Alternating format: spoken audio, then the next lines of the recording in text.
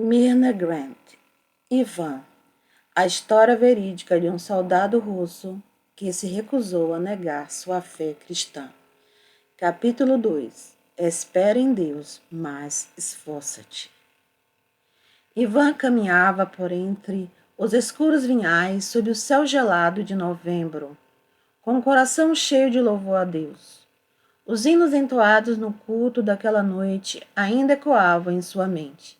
E ele os repassava, ora cantando, ora falando. Graças te dou, Senhor, por estes jovens, pelo culto de despedida, pelo pão, as uvas e o mel, pelo suco de uva fresca de nossos próprios campos, por Boris e Vladimir, Luba e Yakov, Victor e Svetlana. Graças te dou, Senhor, pela tua palavra, pelas mensagens de Stefan e Sasha, pelo aniversário de Helena Kuzminichina, que possibilitou a realização desta reunião. Da pequena janela da cozinha, Joana observava o filho que se aproximava pela trilha iluminada de luar. Como será sua vida no exército? Perguntou ela, mais para si mesma do que para o marido que limpava as botas junto ao aquecedor a gás. Ele soltou um dos calçados no chão ruidosamente e endireitou as costas. Até aqui nos ajudou o Senhor, respondeu citando um verso do Antigo Testamento. Vasily era uma pessoa que gostava de viver em paz e evitar dificuldades o máximo possível. E nós já tivemos dias bem difíceis. A mulher concordou com a cabeça, mas continuou voltada para a janela. Ele se referira à época do governo de Stalin. Ouvira certa vez um forasteiro afirmar que cerca de 20 milhões de russos haviam sido mortos naquele período.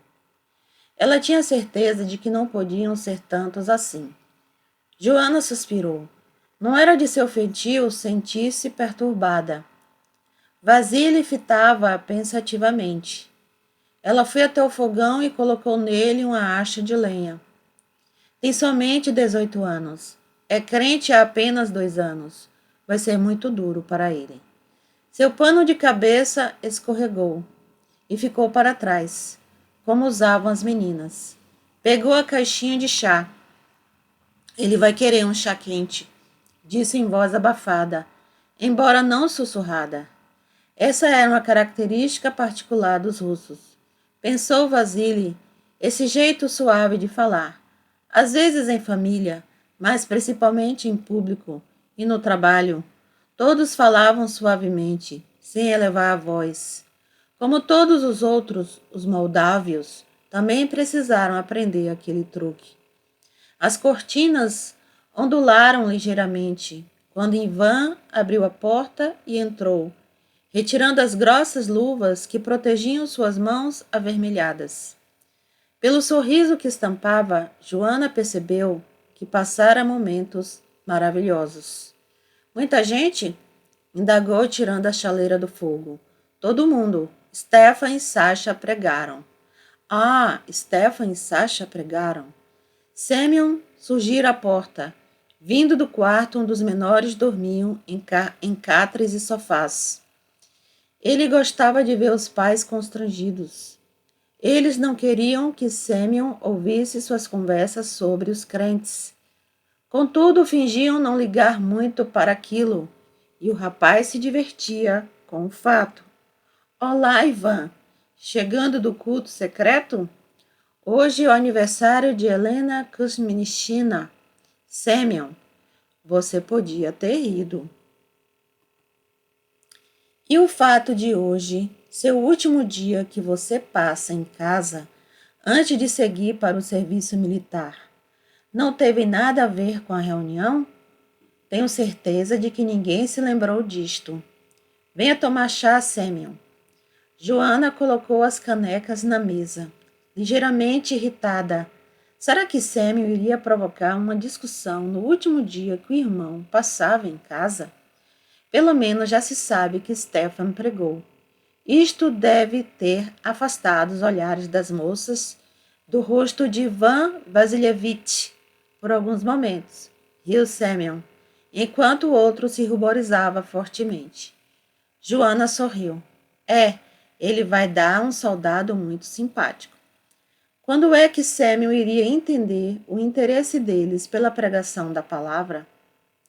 Ele também dava um motorista bem simpático. Não sei o que seus fregueses vão fazer agora. Já estou até ouvindo as velhinhas reclamando o tempo todo. Onde está aquele moço, o Ivan? Logo me esquecerão, se você for gentil com elas. Gentil. Samuel repetiu a palavra entre dentes. Um termo que não se encontra no vocabulário bolchevista. Bondade e amor. O amor é apenas uma reação biológica. Todo mundo sabe disto. Seus olhos caíram sobre o quadrinho enfeitado com flores, pregado à parede. Deus é amor? Como é que um Deus que se supõe ser um espírito pode ter uma reação biológica? Seu amor por mamãe é biológico? Perguntou Ivan, colocando a caneca vazia sobre a mesa pensativamente. Lógico, é um sentimento de dependência pelo fato de ser ela minha mãe. Com papai dá-se o mesmo. E quando você se casar, não vai amar sua esposa? É o amor mais biológico, disse com um sorriso de triunfo nos lábios. No começo será apenas atração sexual, depois um afeto baseado em compreensão. Joana atiçou o fogo tão vigorosamente que pedaços de brasa caíram no borralho. Seu marido começou a limpar a outra bota. Ivan puxou sua cadeira mais para perto do irmão. E a Moldávia? E o amor que você tem pela nossa terra? O que é ele? Samuel inclinou a cadeira, equilibrando-a nas pernas traseiras, como que em profunda meditação.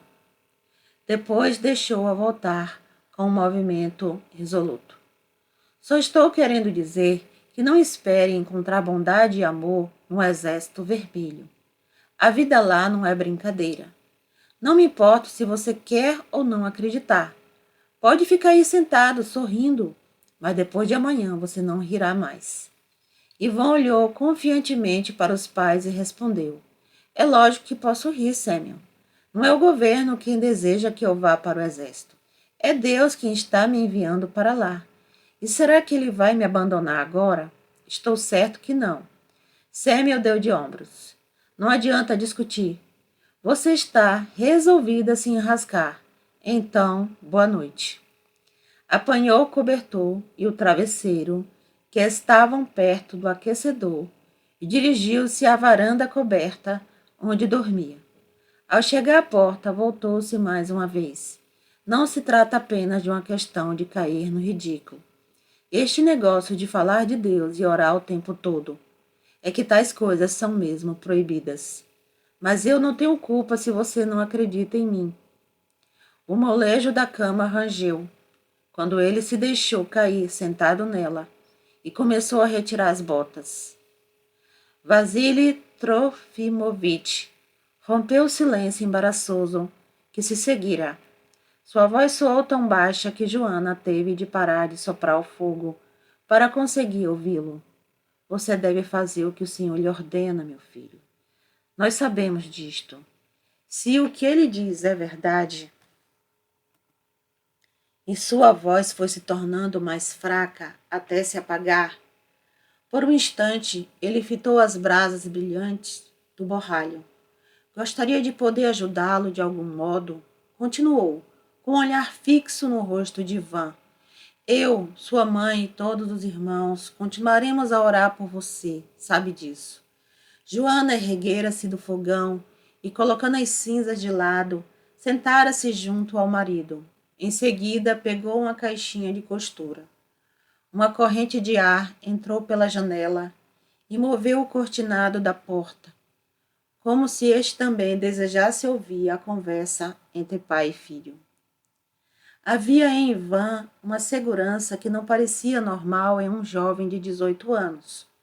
Joana vira a mesma determinação nos irmãos que haviam regressado dos campos de trabalhos forçados. Eles tinham enfrentado o que de pior havia no mundo e chegado à conclusão de que era suportável. davam a impressão de ainda viver naquela situação. Agiam diferentemente de outros homens. Corria entre eles o pensamento de que o único lugar onde se é livre é a prisão, já que ali tudo mais está perdido. Estranhamente, Ivan também gozava desta liberdade. Era como se ele nunca pudesse aprender a ser cauteloso, a olhar para os lados antes de dizer qualquer coisa, a examinar todos os que estavam por perto. Mesmo nas igrejas registradas, os crentes ainda tinham muitos temores. Um observador do governo podia relatar que um deles conversara longamente com um visitante. Um pastor podia estar fazendo visitas em demasia, ou poderia pregar com excesso de entusiasmo, ou esquecer de informar a polícia de alguma irregularidade de um de seus membros. Nas igrejas não registradas, como era o caso da deles, de sua discrição dependia sua segurança pessoal, mas não para Ivan. Antes de se inclinar para a frente a fim de ouvir melhor o que o filho dizia, e ao fazê-lo afastou-se da luz que lhe iluminava o trabalho. Ela não pôde resistir ao impulso de olhar apreensivamente em direção ao quarto de Sêmio. Ivan, entretanto, tinha no rosto uma expressão de confiança tranquila que ela distinguia, apesar da semi-escuridão do aposento. Certa vez, dizia ele baixinho, sonhei que me achava de guarda sobre um imenso penhasco, juntamente com um anjo. Levantou-se uma grande borrasca no mar. Fiquei aterrorizado, mas vi um navio naufragando em alto mar. O povo estava se afogando, e o anjo me ordenou que saltasse na alga e o salvasse. Lembro-me de que me lancei ao mar e consegui arrastar muitos deles para a terra. As ondas estavam bravias, e depois que puxei a última pessoa, deixei-me cair no chão completamente exausto. O anjo pegou-me e me colocou novamente sobre o rochedo para prosseguir na vigia. Joana gostaria de poder ler os pensamentos do marido. O que se podia concluir daquela estranha história?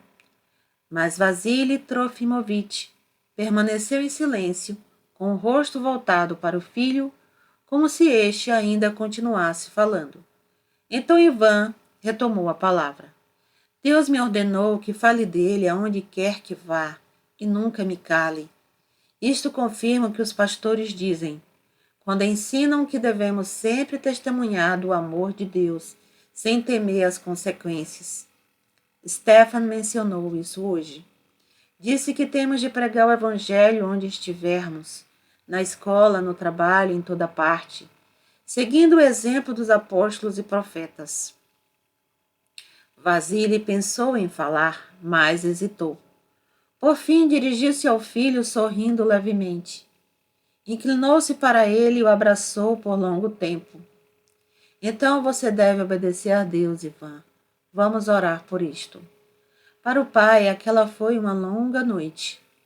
Enquanto seus filhos dormiam, Ivan, com a mala pronta ao lado da cama, ele se ajoelhou sobre um cobertor, junto ao fogão, e lutou em oração em favor do rapaz.